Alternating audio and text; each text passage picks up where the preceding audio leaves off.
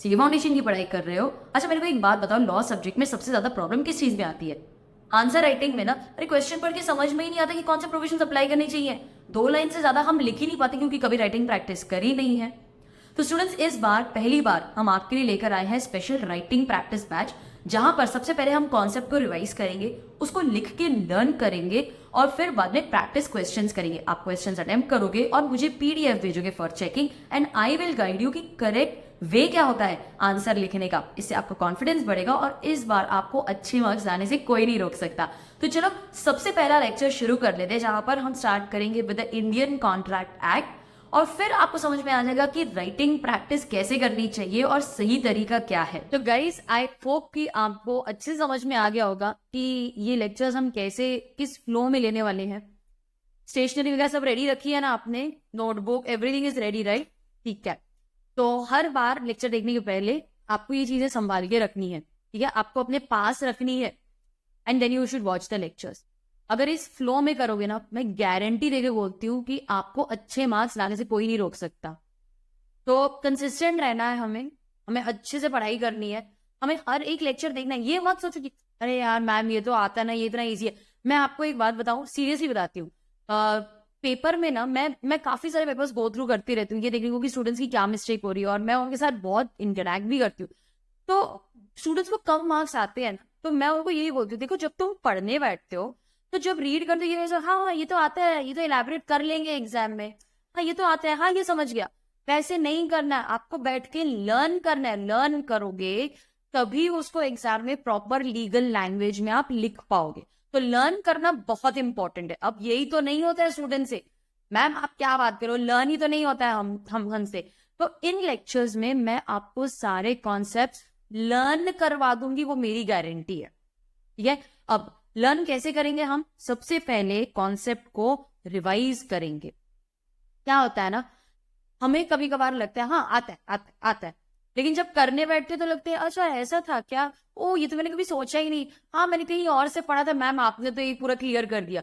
तो पहले रिवाइज करना जरूरी है। रिवीजन के बाद आप बैठ के लर्न करोगे।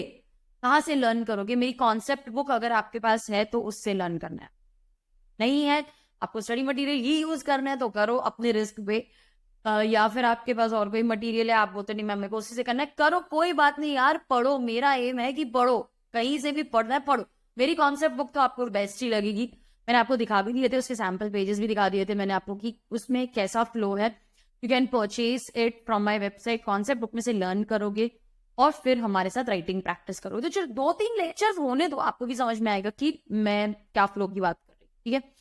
चलो, तो सबसे पहले इंडियन कॉन्ट्रैक्ट एक्ट से स्टार्ट करते हैं। मैम सबसे बड़ा है ये, तो इसी से स्टार्ट करना ठीक है। यस आई टोटली एग्री, इसका सबसे हाई वेटेज है, तो इसी से शुरू करेंगे आज, ठीक है? चलो लेट्स गेट स्टार्टेड।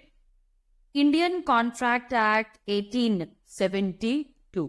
अब ये स्टेज पे देखो, ये रिविजन लेक्चर्स है। यहाँ पर मैं आपको एकदम एकदम बेसिक में जाके पीछे जाके वैसे नहीं बताने वाला।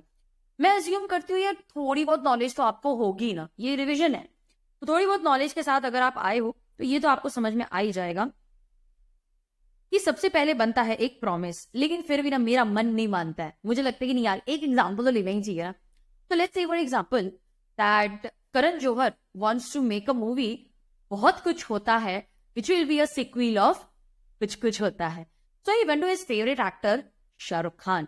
Is it Shahrukh? I want to make a movie. बहुत कुछ होता है, which will be a sequel of कुछ कुछ होता है. Will you act in my movie? Shahrukh बोलता है तो स्क्रिप्ट वगैरह रखते हैं, मैं तेरे को बताता हूँ।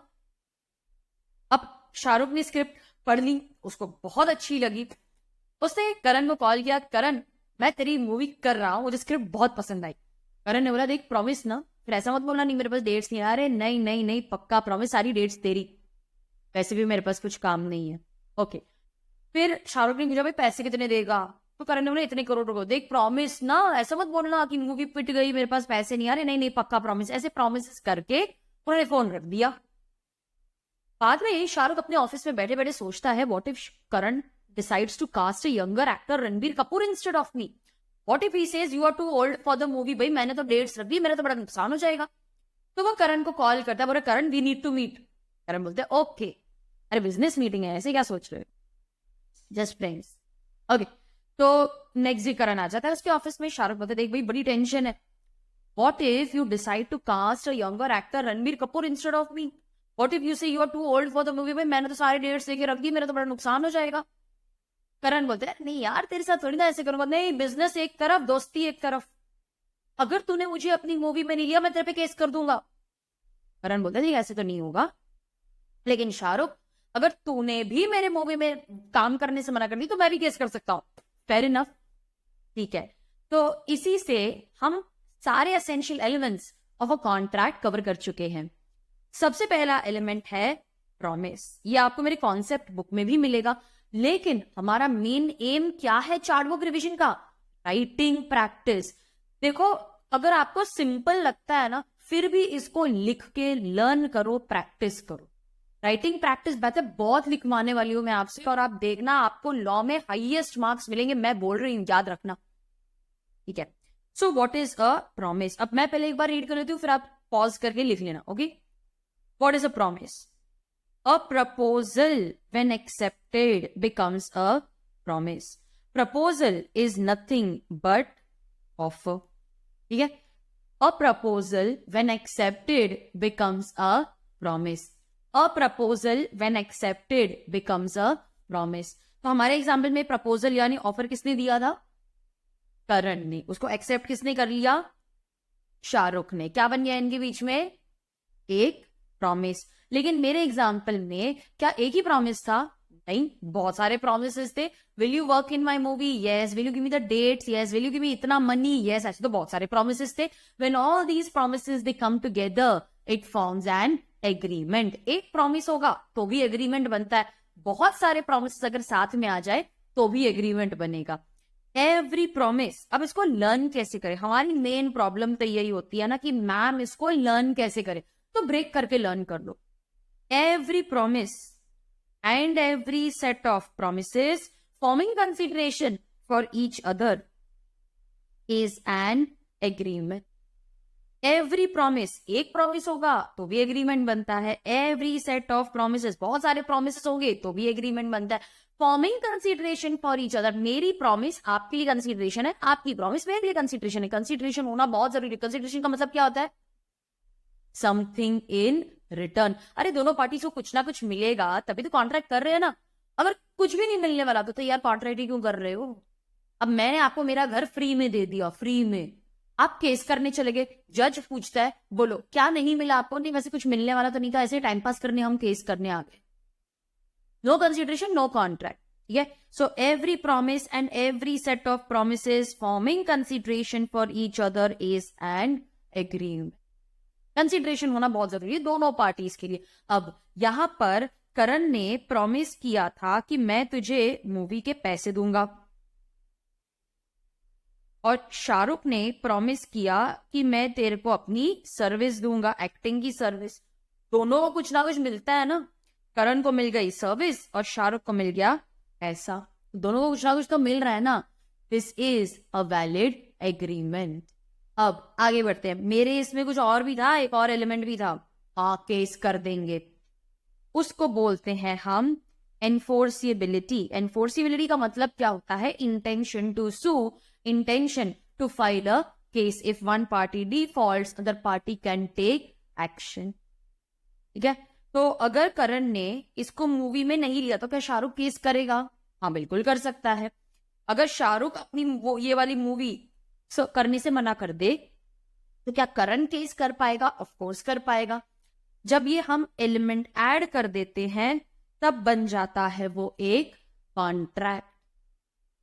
Contract is nothing but N agreement enforceable by law. तो एक एग्रीमेंट में जब हम एनफोर्सिबिलिटी डाल देते हैं, वो इंटेंशन डाल देते हैं, हर बार आपको क्वेश्चन में नहीं दिया होगा, आपको खुद ही समझना है कि अगर इसने कॉन्ट्रैक्ट परफॉर्म नहीं किया तो क्या सामने वाली पार्टी केस कर सकती है? अगर हाँ तो फिर ये कॉन्ट्रैक्ट है। तो contract is an agreement enforceable by law. आप ऐसे भी लिख सकते हो that this is nothing but offer plus acceptance plus enforceability. तो एक वैलिड कॉन्ट्रैक्ट बनाने के लिए मुझे 3 एलिमेंट्स चाहिए, ऑफर, एक्सेप्टेंस एंड एनफोर्सिएबिलिटी। ठीक है, तो ये हमारा जो कॉन्ट्रैक्ट वाला इनिशियल पार्ट था ना, वो इसमें रिवाइज हो गया कि सबसे पहले आएगा प्रॉमिस, फिर प्रॉमिस बन जाता है एग्रीमेंट, बहुत सारे प्रॉमिस होंगे तो भी एग्रीमेंट बनेगा। अब एग्रीमेंट की डेफिनेशन को लर्न कैसे करें? Every promise and every set of promises forming consideration for each other is an agreement. A promise, बोलो मेरे साथ बोलो, a promise and every set of promises forming consideration for each other is an agreement. ठीक है, contract is nothing but agreement plus enforceability. क्या ma'am इस पे exam में क्वेश्चंस आएंगे? बहुत बेसिक लगता है, मुझे तो नहीं लगता एग्जाम में क्वेश्चंस आए, लेकिन अगर आ भी गया तो हमारी तैयारी तो पूरी है। यस, हमेशा ना थोड़ा बेसिक से स्टार्ट करेंगे, थोड़ा वार्म अप जैसा करेंगे और फिर आगे बढ़ेंगे। ओके चल, तो अब एक काम करो, इसको लिख लो। लिख लिया आपने? Very good. चलो आगे बढ़ते हैं। ये ना मैंने एक छोटा सा नोट आपके लिए बनाया है कि एनफोर्सेबिलिटी पे अगर क्वेश्चन आ सकता है, क्या टाइप का क्वेश्चन आएगा। ठीक है, क्वेश्चन आ सकता है, मैं आपको क्वेश्चन भी बता देती हूँ। क्वेश्चन आ जाएगा, ऑल एग्रीमेंट्स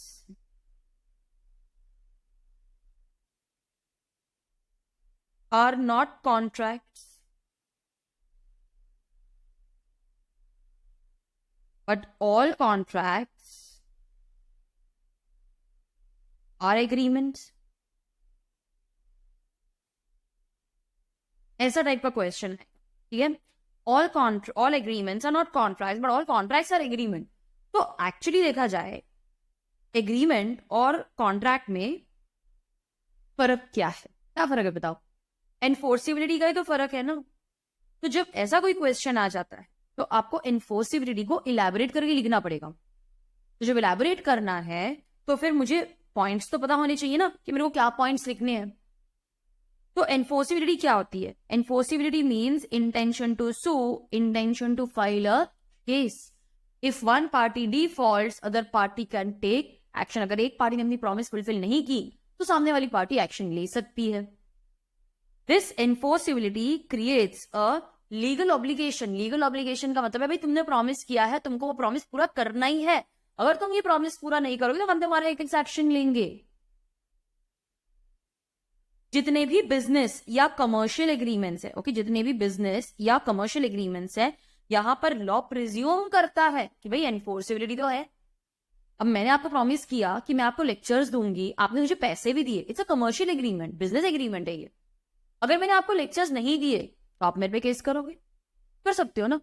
लेकिन जितने भी सोशल या डोमेस्टिक एग्रीमेंट्स है, सोशल मतलब फ्रेंड्स के बीच, डोमेस्टिक मतलब फैमिली मेंबर्स के बीच में, हस्बैंड वाइफ के बीच में, वहां पर हम प्रिज्यूम करके चलते हैं भाई आपस में ही सुलझा लो, देयर इज नो एनफोर्सिबिलिटी, कोई इंटेंशन नहीं। अभी आपकी मम्मी ने बोला कि भाई शाम को मैं पाव भाजी बनाऊंगी, आप कॉलेज से इतना खुश हो गए, घर पे पहुंचे, मम्मी ने टिंडे बनाए थे, तो अब क्या आप मम्मी को बोलेंगे मम्मी चलो पुलिस स्टेशन चलो, आपने प्रॉमिस फुलफिल नहीं किया मेरा?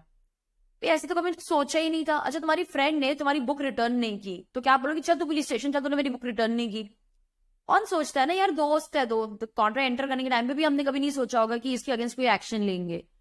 तो लॉ बोलते हैं यार आपस में ही सुलझा लो। अगर हर प्रॉमिस कॉन्ट्रैक्ट बनने लगा तो सारे लोग जेल में ही बैठे रहेंगे। अब हम मम्मी के साथ में, हम पेरेंट्स के साथ में, फ्रेंड्स के साथ में तो कितने सारे कॉन्ट्रैक्ट करते हैं, थोड़ा ना सब आप कितने सारे प्रोमिस करते हैं, थोड़ा ना सब कॉन्ट्रैक्ट बनने जाएंगे। तो भाई आपस में ही सुलझा लो। आगे जाके इसको थोड़ा और डिस्कस करेंगे, लेकिन इसका लॉजिक यही है कि यहाँ पर हम अज्यूम कर लेते हैं parties do not intend to create legal relation, यहाँ पर केस नहीं कर सकते, आपस में ही सुलझा लो। मैम क्या यहाँ पर हम इंटेंशन अलग से डाल सकते? हाँ डाल सकते हो। फिर आपको वो कॉन्ट्रैक्ट बनने के टाइम पे एग्री करना चाहिए। जैसे आपके फ्रेंड ने आपको बोला कि वो बुक लेकर आएगा, आपने बोला देख पक्का ले आना वरना तेरे पे केस कर दूंगा, आप अलग से इसमें इंटेंशन डाल सकते हो। आप इसको राइटिंग में ले आओ या फिर आप इसको ओरली बोल दो भी तूने केस, मैं तूने फुलफिल नहीं किया तो मैं केस कर दूंगा। आप इंटेंशन डाल के इन सोशल एग्रीमेंट्स को भी कॉन्ट्रैक्ट बना सकते हो। ठीक है, तो भले ही रिलेशन हस्बैंड वाइफ का क्यों ना हो, लेकिन अगर आप इसको राइटिंग में ले आते हो, आप इसको रजिस्टर कर देते हो, तो फिर ये कॉन्ट्रैक्ट बन सकता है। ओके, लेकिन आप अलग से इंटेंशन आपको डालनी पड़ेगी उसमें। ओके, ये लिखने की जरूरत नहीं है। अगर आपको क्वेश्चन आ जाता है ऑन एनफोर्सिबिलिटी, तो अगर एनफोर्सिबिलिटी का क्वेश्चन है तो ये सब लिखना है। तो अभी आप ना इसको अपने नोटबुक में अच्छे से लिख लो। रेडी? ओके, अच्छे से लिख लिया। चलो, अब ना मुझे लगता है हम तैयार हैं to discuss the essential elements of a valid contract. यहां पर मैंने इसको ज्यादा इलेबोरेट नहीं किया क्योंकि यार ये बहुत बेसिक है। इस पे अगर आपने ना, हमने रिवीजन नहीं भी किया ना, तो अभी हम डायरेक्ट राइटिंग प्रैक्टिस कर सकते हैं क्योंकि ये हमने बहुत बार पढ़ा हुआ है इन द पास्ट। तो इसीलिए मैंने यहाँ पर अवॉइड किया है कि मैं पहले रिवाइज करूं फिर राइटिंग, डायरेक्ट राइटिंग प्रैक्टिस में चले जाते। ठीक है, चलो। अब एक छोटी सी बात आपको याद रखनी है कि अगर आप बेयर एक्ट देखते हो, बेयर एक्ट मतलब जो गवर्नमेंट ने, पार्लियामेंट ने पास की थी, उसमें सिर्फ इतने ही असेंशियल एलिमेंट्स दिए हुए हैं। लेकिन मैम हमने तो बहुत पढ़े थे, कुछ 11 एलिमेंट्स है आपके बुक में। ये जो एलिमेंट्स है ये सेक्शन 10 में नहीं दिए हुए, लेकिन इनको भी असेंशियल एलिमेंट्स माना गया है। Okay, so although they are not given by section 10, they are also considered as essentials of a valid contract. अब आपकी मर्जी, आपको ये चीजें हाईलाइट करनी है नहीं करनी है, वो मैं आप पे छोड़ती हूँ। ठीक है, अब प्री कंसेंट, ये आपको अंडरलाइन नहीं करना है, ये सब ऐसे नहीं पढ़ना, don't underline, I am doing ताकि हमको पता चले। Competency of parties, free consent, lawful consideration, lawful object, and the contract must not expressly be declared void. बस सेक्शन 10 यही एसेंशियल एलिमेंट्स देता है। लेकिन हम क्या बोलते हैं, ऐसा थोड़ी ना होता है, हम तो और भी एसेंशियल एलिमेंट्स पढ़ते हैं। 2 पार्टीज होनी चाहिए, लीगल रिलेशन होना चाहिए, फॉर्मेलिटी, मीनिंग्स आउट होना चाहिए, पॉसिबिलिटी ऑफ परफॉर्मेंस, ये भी सारे एसेंशियल एलिमेंट्स हैं। तो अगर एग्जाम में आपको क्वेश्चन आ जाता है तो आप ये सारे लिखोगे। ठीक है, अब इसको हम डायरेक्टली राइटिंग प्रैक्टिस कर लेते हैं। ये हमारा फर्स्ट लेक्चर होगा, essential elements of a valid contract. उसके पहले थोड़ा सा रिवीजन कर लेंगे। ठीक है, रिवीजन कर लेते हैं। अभी मैंने आपको लिख के डेफिनेशन लर्न करवा दी है, अब आपको याद होनी चाहिए। ठीक है, अब याद करने की कोशिश करो, 1 minute low. Every promise and every set of promises forming consideration for each other is an agreement। Ma'am हम रेडी है, ऐसे सोचना चाहिए। ठीक है, चलो अब क्या लिखेंगे। अच्छा, डेफिनेशन के जो सेक्शन नंबर है वो कैसे याद रखेंगे। एग्रीमेंट ई, इसीलिए डिफाइंड अंडर सेक्शन 2E। अरे सारे एसेंशियल एलिमेंट्स हैं, ये कॉन्ट्रैक्ट है, HAI, ये कॉन्ट्रैक्ट है, H2H। ठीक है, चलो तो क्या बोलोगे, बोलो मैं क्या लिखूं यहां पर। Every, very good, every promise, याद करो, and every set of promises. Okay, every promise and every set of promises.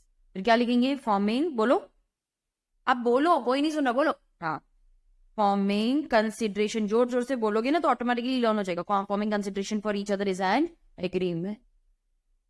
अच्छा, इसकी इक्वेशन क्या बताई थी मैंने आपको, याद करो। It is nothing but offer plus acceptance.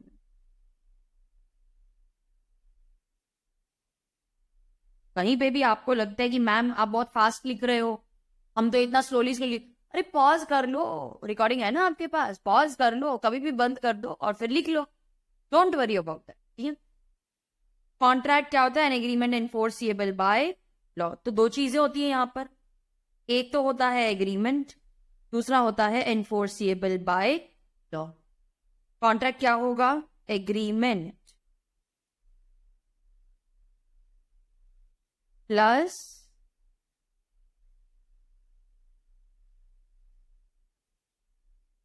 Enforceability.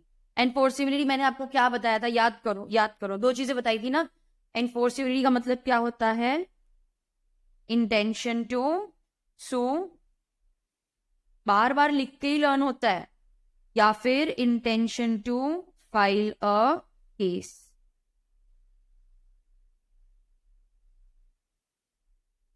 One party defaults,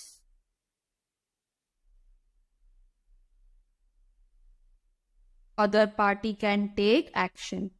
ये लिखो।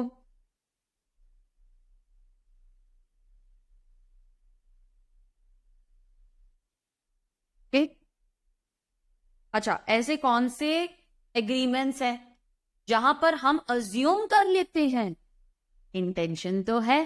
बोलो किस में आएगा, क्या लिखूं मैं, आप ही बताओ, are you will tell me. Very good. In case of business या फिर कमर्शियल एग्रीमेंट्स, इसमें मेरा अजम्पशन क्या है, बोलो। देयर इज इंटेंशन, आप बोलो, there is intention to create legal relation. Ma'am अगर ये क्वेश्चन एग्जाम में आ जाता है तो इसको इलैबोरेट कैसे करेंगे? अरे एग्जाम्पल लिख के इसको इलैबोरेट करो ना। एक्स ने वाई को प्रॉमिस किया कि मैं तुमको गुड सप्लाई करूंगा, और वाई ने बोल दिया मैं तेरे को 5 लाख रुपए दूंगा।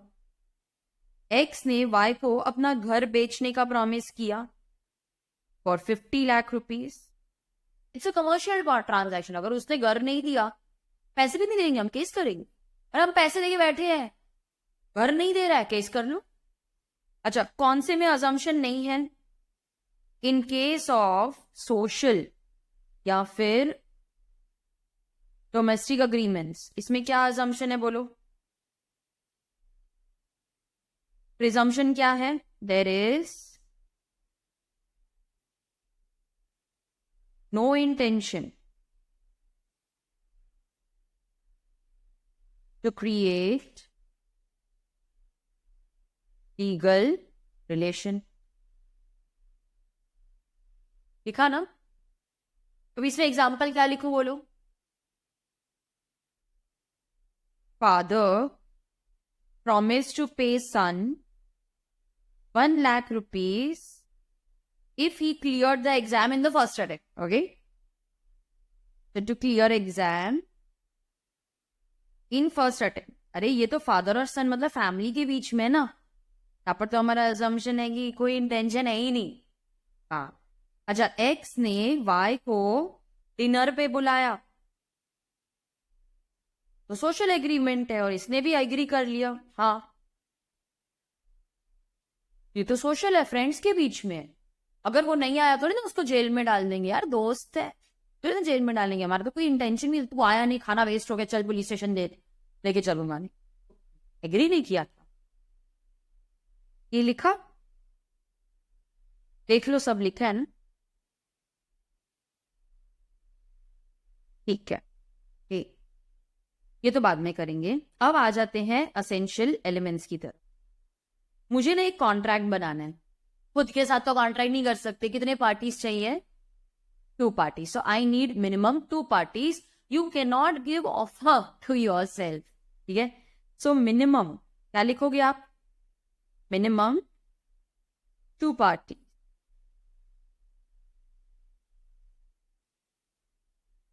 Cannot give offer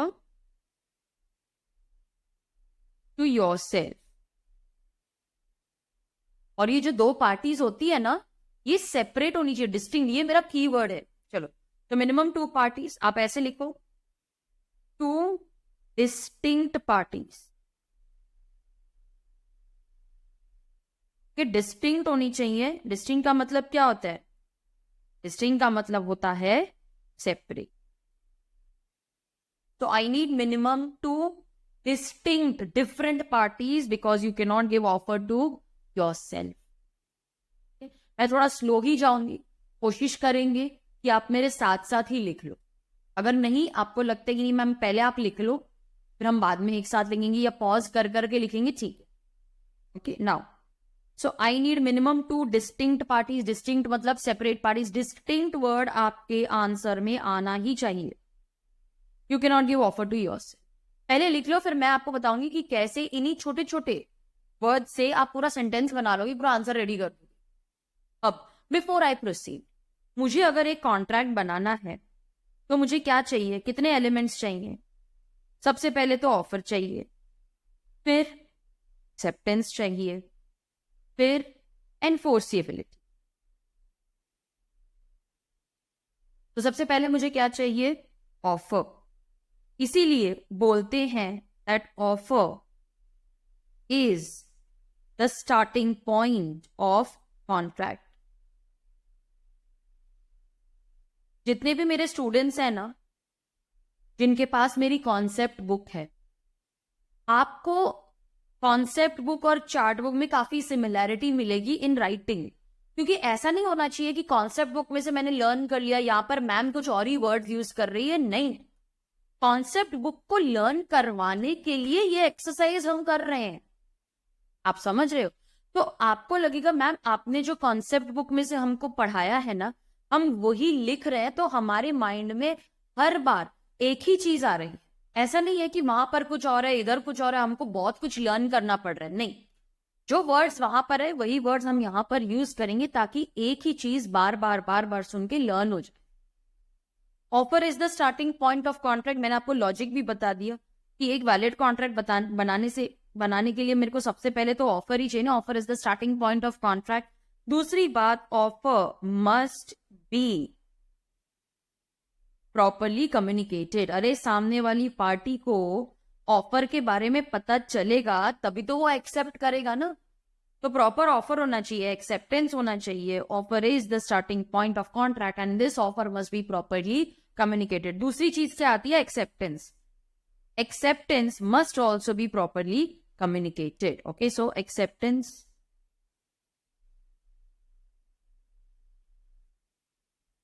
must be properly communicated. एक फाइन टिप का पेन लेना है आपको।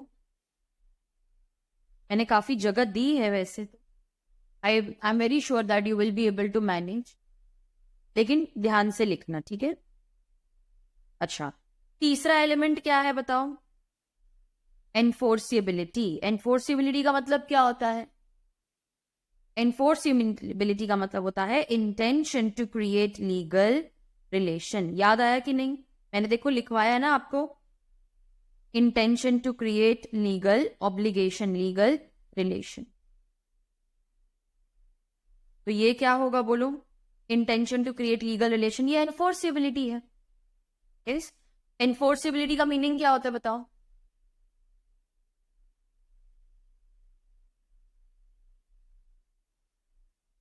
इंटेंशन टू सू या फिर intention to create legal relation. Yes, अगर किसी पार्टी ने डिफॉल्ट कर दिया तो हम एक्शन ले सकते हैं। In case one party defaults,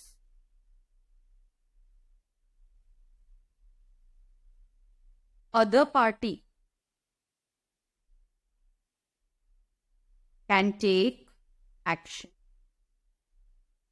ऐसे कौन से केसेस हैं जहां हम अज्यूम करके चलते हैं एनफोर्सिबिलिटी तो है? It is presumed in business और commercial transactions. There is no presumption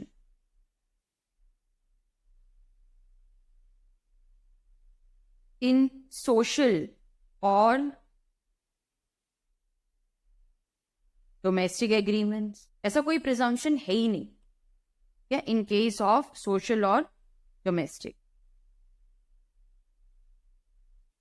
यहां पे कौन सा केस लॉ लिखोगे आप? वेरी गुड, याद करो, बैल्फोर वर्सेस बैल्फोर। क्या था इस केस लॉ में? मिस्टर बैल्फोर, सॉरी यहां पर मिसेस बैल्फोर ने केस किया था, तो mister Balfour he, yes very good, so mister Balfour he and Mrs. Balfour, they were enjoying a holiday in London when suddenly Mr. Balfour was called back to his place of work in Sri Lanka. So he told Mrs. Balfour, चलो bags pack करो, we have to go back to Sri Lanka। लेकिन Mrs. Balfour ने कहा भाई मेरे को तो arthritis हो गया, सिवियर नी पेन, मैं तो नहीं आ सकती। तो मिस्टर बैल्फोर ने कहा ठीक है तू यहाँ पर लंदन में ही रह जा। बोलती मैं अकेले कैसे रहूं, मेरे पास तो पैसे भी नहीं है। सो ही प्रॉमिस टू पे हर 30 pounds पर मंथ। प्रॉमिस तो कर दिया लेकिन फिर पैसे भेजे ही नहीं। तो मिसेस बैल्फोर को गुस्सा आ गया, she filed a case. Law बोलता है भाई ये तो डोमेस्टिक एग्रीमेंट है हस्बैंड वाइफ के बीच, हम तो प्रिज्यूम करते ही नहीं है that there is intention to create legal relation, आपस में ही सुलझा लो। आपने प्रॉमिस करते टाइम ऐसा कोई डिसीजन लिया था कि तुमने अगर मेरे को पैसे नहीं भेजे तो मैं केस कर दूंगी? नहीं, तो फिर ये केस तो बनता ही नहीं है. So in this case she lost. तो ये था बाल्फोर वर्सेस बाल्फोर. अगर आपको इस पर्टिकुलर टॉपिक पे क्वेश्चन आता है, अगर केस बेस्ड आता है, क्योंकि इसी पे केस बेस्ड आते हैं, ठीक है. अब केस बेस्ड का मेरा जो साइन है ना वो है सीबी क्वेश्चन. ठीक है, CB Q, that is case based question. ठीक है, सीबी इज केस बेस्ड. अगर असेंशियल्स पे उनको क्वेश्चन पूछना है तो जनरली केस बेस्ड इसी पे आएगा, यही असेंशियल एलिमेंट पे आएगा. ओके, तो आपको सेक्शन 10 लिखना पड़ेगा. क्या क्या लिखोगे आप एग्जाम में? अगर इस पे केस बेस्ड आया so you will write section 10, वो लिखना ही है. बाल्फोर वर्सेस बाल्फोर, ये आपको केस लॉ मेंशन करना ही है. और आप एक्सप्लेन करोगे प्रोविजंस. ठीक है, तो प्रोविजंस जो मैंने आपको लिखवाए हैं वो आप एक्सप्लेन करोगे. ठीक है, तो सेक्शन 10 लिखना ही लिखना है, बाल्फोर वर्सेस बाल्फोर लिखना ही लिखना है, और ये जो प्रोविजंस है इनको एक्सप्लेन करना ही करना है. ठीक है, फिर आ जाता है हमारा free consent. What is the meaning of consent? Section 13 defines consent and section 14 defines free consent. Consent का मीनिंग क्या होता है?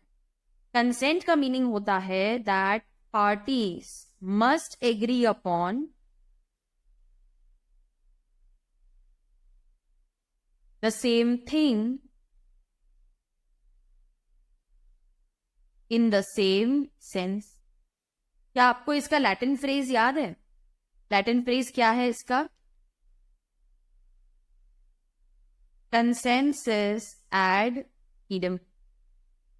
Consensus at idem. Parties must agree upon the same thing in the same sense. और ये जो मेरा consent है ये फ्री होना चाहिए, कोई जोर जबरदस्ती नहीं होनी चाहिए. ओके, फ्री होना चाहिए एट माई विश. मेरा ही डिजायर है कि मैंने ये कॉन्ट्रैक्ट किया है, एकदम फ्री विल, किसी ने कोई जोर जबरदस्ती नहीं किया, मैंने अपनी मर्जी से कॉन्ट्रैक्ट किया है. When is the contract not free? When it is caused by coercion. Section 15. Undue influence. Section 16. Fraud. Section 17. Misrepresentation 18 and mistake 20. Coercion क्या होता है बताओ? आएगा नहीं इस पे क्वेश्चन, वो यूनिट 3 में आएगा. कोअर्जन क्या होता है? कोअर्जन में किसी तरीके का फिजिकल फोर्स यूज किया गया है. आप थ्रेट एंड फिजिकल फोर्स दोनों भी लिख सकते हो यहां पर. ठीक है, क्योंकि दोनों ही आएगा ना. तो किसी तरीके का थ्रेट है या फिर फिजिकल फोर्स है. अनड्यू इन्फ्लुएंस में क्या आता है बोलो? दो मुझे कीवर्ड्स चाहिए. क्या है keywords? There is some kind of moral और मेंटल प्रेशर बिटवीन पर्सन्स जिनके रिलेशन ऐसे हैं. रिलेशन होना बहुत जरूरी है कि एक पर्सन दूसरे को इन्फ्लुएंस कर सकता है. कोअर्जन में रिलेशन की जरूरत नहीं है, कोई किसी पे भी कोअर्जन कर सकता है. ठीक है, तो कोअर्जन में थ्रेट या फिजिकल फोर्स आएगा. अनड्यू इन्फ्लुएंस में मॉरल या मेंटल प्रेशर आएगा between persons in near relation. मतलब उनके बीच में कुछ ऐसा रिलेशन है that one person can easily influence the other person. Near relation तो नहीं आएगा. डेफिनेशन ये है that one person is in the position to dominate the will of the other person. Fraud में क्या आएगा? फ्रॉड में there is false representation of fact made willfully. मतलब मैंने कुछ झूठ बोला है और जानबूझ के झूठ बोला है. क्यों? मेरा इंटेंशन क्या है इस केस में? मेरा इंटेंशन है सामने वाले को चीट करना, रिसीव करना, धोखा देना. पैसे ले लो, धोखा देके पैसे ले लो, धोखा देके कॉन्ट्रैक्ट करवा लो. So my intention is to cheat, to deceive the other party. This is fraud. अच्छा, मिसरिप्रेजेंटेशन में क्या होगा? हाँ, यहां पर भी फॉल्स रिप्रेजेंटेशन है बट इनोसेंट. ये मेरा दूसरे को चीट या रिसीव करने का कोई इंटेंशन नहीं था. ठीक है, So there is false representation of fact, but it is made innocently. मेरा दूसरे वाले को चीट करने का तो इंटेंशन नहीं था. अच्छा, मिस्टेक के कीवर्ड्स क्या है? Mistake means erroneous belief concerning something. देखो आपने सब लिखा है ना प्रॉपरली, ये देखो. erroneous belief concerning, मैं जूम करके बताऊं, ये देखो.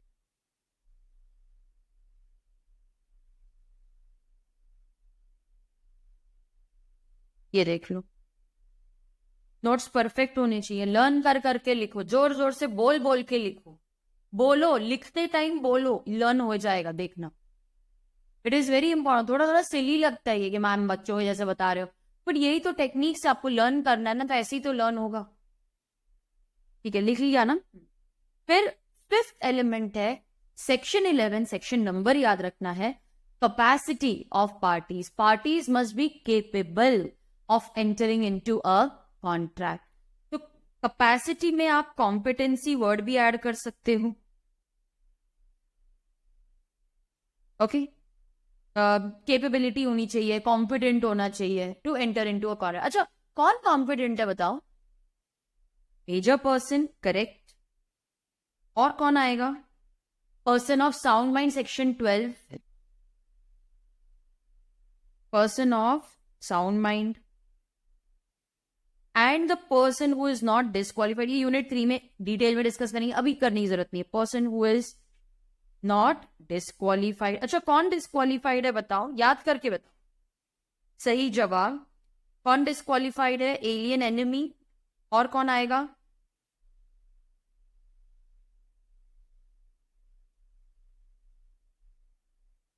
Foreign sovereigns, ambassadors. फिर कॉन्विक्ट. कॉन्विक्ट मतलब कौन होता है? जो जेल में है. And insolvent. आगे हम पढ़ेंगे कोई कंपनी या फिर statutory corporation. Okay, statutory corporation under special act of parliament. ये बस वही कॉन्ट्रैक्ट्स कर सकते हैं जो इनका कंपनी में तो मेमोरेंडम और इसमें जो स्टैट्यूट अलाउ करता है. इसके अलावा कुछ आपने कर दिया तो वो अल्ट्रा वायर्स हो जाएगा, वॉइड हो जाए. क्या? तो major person, person of sound mind, person who is not disqualified. Disqualified कौन है? Alien enemy, foreign sovereigns, convict, insolvent, company या statutory under special act of parliament. देखो आपने सब लिखा है ना.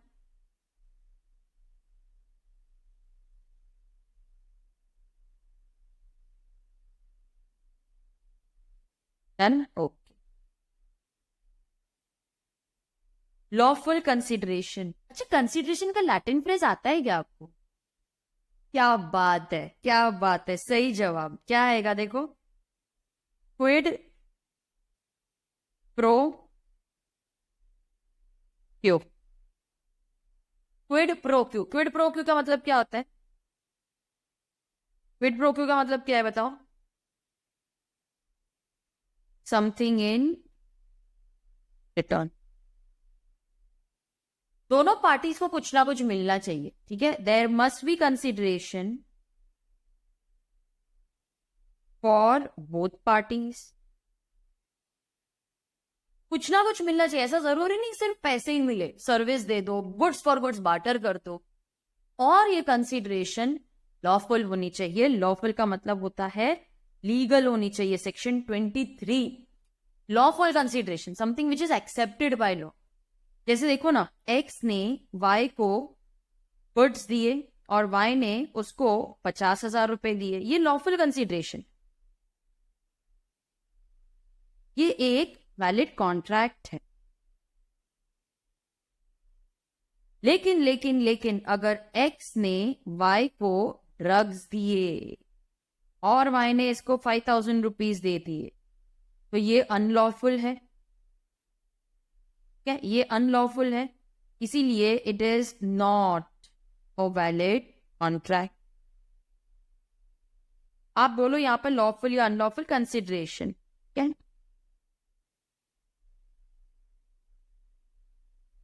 It's not a valid contract. अच्छा, इसी के साथ डिस्कस किया जाता है लॉफुल ऑब्जेक्ट। ऑब्जेक्ट मतलब अरे जिस पर्पस के लिए आप कॉन्ट्रैक्ट कर रहे हो वो लॉफुल होना चाहिए। तो ऑब्जेक्ट ये भी सेक्शन 23 में, क्योंकि दोनों साथ में ही चलते हैं। Object means the purpose for which you are entering into the contract. ठीक है, purpose for which the contract is entered लिखना है पूरा।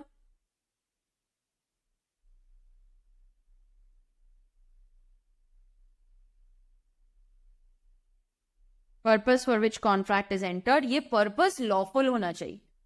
Okay, this purpose must be lawful. Lawful legal होना चाहिए। तो एक्स ने वाई को राइस दिया, ये लॉफुल है। लेकिन अगर ए ने बी को पैसे दिए और बोलता है किल सी, ये अनलॉफुल हो जाएगा, नॉट अ वैलिड कॉन्ट्रैक्ट। ठीक है, agreement must not expressly be declared void. Void का मतलब क्या होता है? यस, यहां पर हमको नोट लिखना पड़ेगा। ये नोट हमको बाद में भी काम आएगा। ठीक है, ये बाद में भी काम आएगा। वॉइड का मतलब क्या होता है? Void means not enforceable by law. Obviously void का मतलब होता है it is not enforceable by law. ये वैलिड का ऑपोजिट है। वॉइड कितने तरीके के होते हैं बोलो? हाँ, एक तो होता है void ab initio. Void ab initio मतलब void right from the beginning.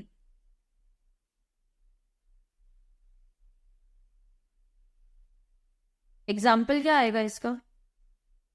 X ने वाई को पैसे दिए और वाई ने एग्री किया कि वो जेड को मारेगा, तो वॉइड है, शुरू से ही वॉइड है। माइनर के साथ कॉन्ट्रैक्ट किया तो ये तो वॉइड ही हो जाएगा। अच्छा, एक होता है जस्ट वॉइड। जस्ट वॉइड का मतलब क्या होता है? जस्ट वॉइड का मतलब होता है that this contract is valid when entered.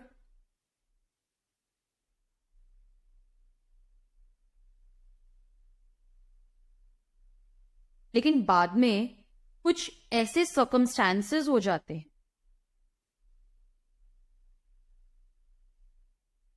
कि ये वॉइड हो जाता है, एनफोर्स ही नहीं कर सकते। एग्जाम्पल देखो, एक्स ने वाई का प्रॉमिस किया, अभी ये ना इंडिया में है और ये बांग्लादेश में है।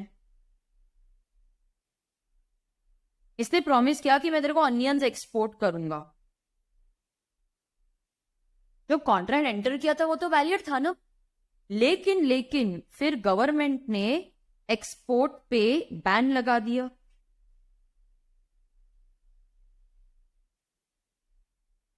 एक्सपोर्ट ऑफ अनियंस पे बैन लगा दिया। अब क्या ये कॉन्ट्रैक्ट इन्फोर्स किया जा सकता है?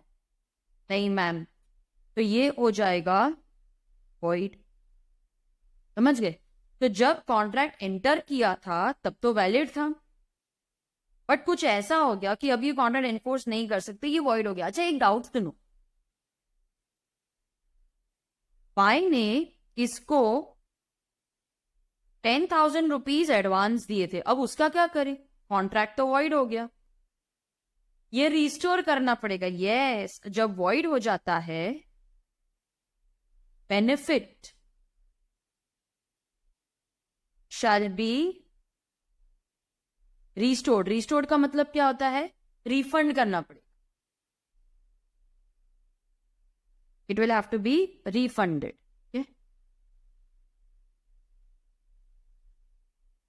ये लिखा है सेक्शन 65 में, and this section is very very important for exam. Restoration under voidable contract section 64 में है, लेकिन ये तो 65 ही आएगा। ये देखो, ये लिख लो, ये लिखा ना। अब लॉ क्या बोलता है? आपका जो एग्रीमेंट है it should not be expressly declared void. अब लॉ में एक छोटी सी लिस्ट है कि ये सारे वॉइड है, देख लो आपका कॉन्ट्रैक्ट इनमें से नहीं होना चाहिए। वो कौन से हैं? Agreements in restraint of trade,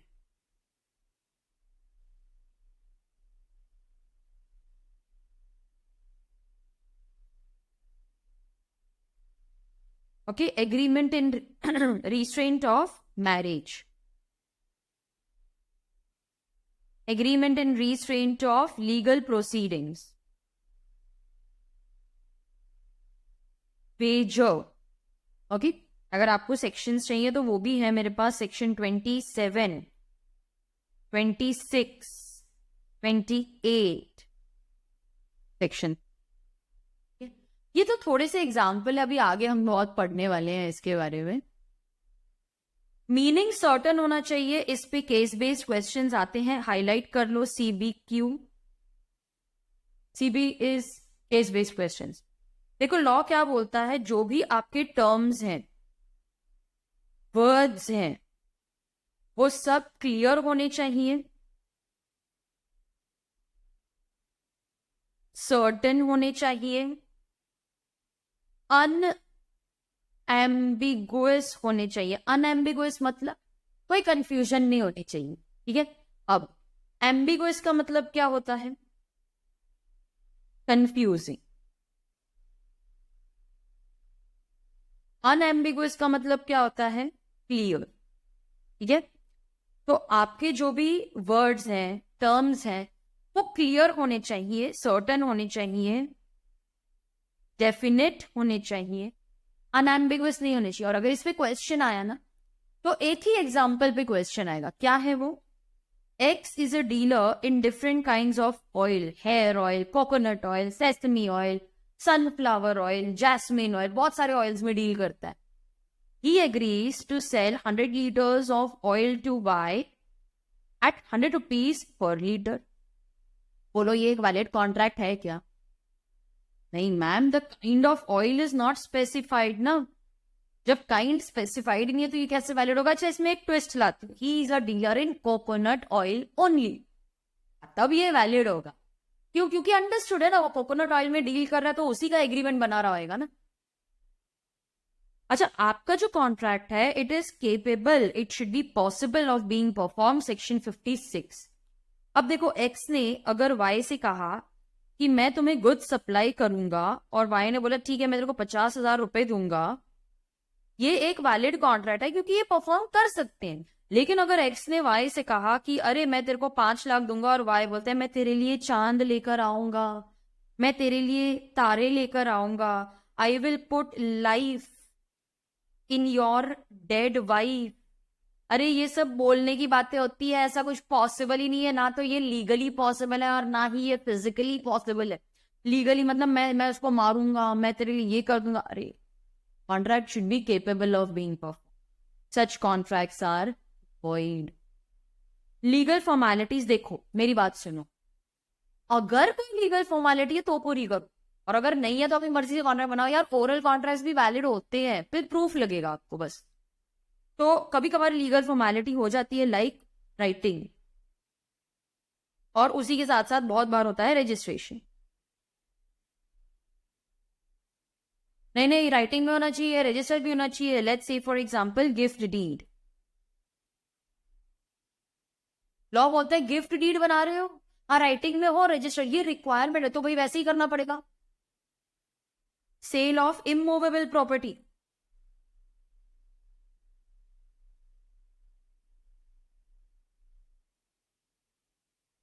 तो इमूवेबल प्रॉपर्टी का कॉन्ट्रैक्ट है तो रिटन भी चाहिए, रजिस्टर्ड भी चाहिए मेरे को। तो अगर ऐसी कोई लीगल फॉर्मेलिटी है तो पूरी करो, नहीं है तो अपनी मर्जी से कॉन्ट्रैक्ट बनाओ, ओरल कॉन्ट्रैक्ट भी चलेगा। अच्छा, कभी कभार अटेस्टेशन चाहिए, स्टैंपिंग होना चाहिए, ठीक है यार, ऐसी कोई लीगल फॉर्मेलिटी होगी तो पूरी करेंगे, नहीं अपनी मर्जी से कॉन्ट्रैक्ट बनाएंगे। हर एक एसेंशियल एलिमेंट प्रेजेंट होना चाहिए तब जाके वैलिड कॉन्ट्रैक्ट बनेगा, वरना वैलिड नहीं रहेगा। देखो ये आपने लिख लिया ना प्रॉपरली, लिख लिया, ठीक है, वेरी गुड। तो इसी के साथ हमारा जो आज का सेशन था, जिसमें हमने ये पढ़ लिया essential elements of a valid contract, और मैंने आपको बता दिया कि ऐसे कौन से एलिमेंट्स है जिसपे केस बेस्ड क्वेश्चन आएगा, ठीक है। तो ये आपको बहुत ही क्लियर हो जाना चाहिए कि मुझे कौन सा पार्ट पे, सेक्शन पे केस बेस्ड आएगा, उसमें आपको ज्यादा ध्यान देना चाहिए। मेरा जो कंपाइलर है, मैंने आपको दिखाया था, वो कंपाइलर में केस बेस्ड क्वेश्चंस है विद प्रॉपर फॉर्मेट। आपको मैं एक बार फिर से दिखा देती हूँ। तो वो कंपाइलर में ये सब MTP, RTP, study material, past exam question, ये सारे दिए हुए हैं। तो प्रोविजंस, फैक्ट्स, एनालिसिस, कंक्लूजन, ऐसे में मैंने आपको सारे आंसर्स लिख के दिए हैं। यही आपको एग्जाम में आएंगे। देखो, फादर प्रॉमिस टू पे सन 1 lakh if he pass exam in the first attempt, yes. तो ये प्रोविजंस, फैक्ट्स, एनालिसिस इस तरीके से दिया हुआ है, कंक्लूजन। तो प्रोविजंस, फैक्ट्स, एनालिसिस, कंक्लूजन, ऐसे 300 से ज्यादा क्वेश्चन है इसमें।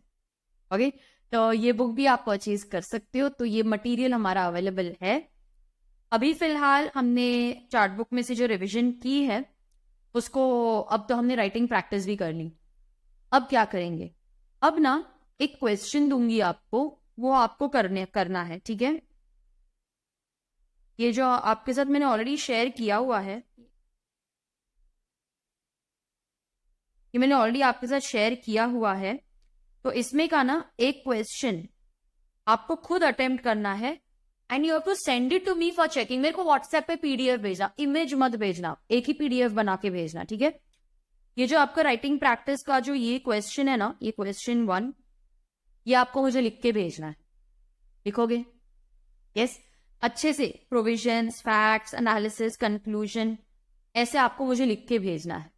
ओके, तो अभी आपका रिवाइज मैंने करवा दिया है, राइटिंग प्रैक्टिस हो गई है। खुद से ये क्वेश्चन अटेम्प्ट करो, send it to me for checking. अगले लेक्चर में हम क्या करेंगे, अगले लेक्चर में हम डिस्कस करेंगे all the types of contracts. So I will see you there. तो स्टूडेंट्स, आई होप कि आपको ये लेक्चर पसंद आया होगा। तो अगर आपको वीडियो अच्छा लगा तो इसे लाइक जरूर करना और अपने फ्रेंड्स के साथ शेयर करना। बैच में एनरोल करने के लिए visit my website capreetyagarwal.com. You can also contact me. Number is given in the description box.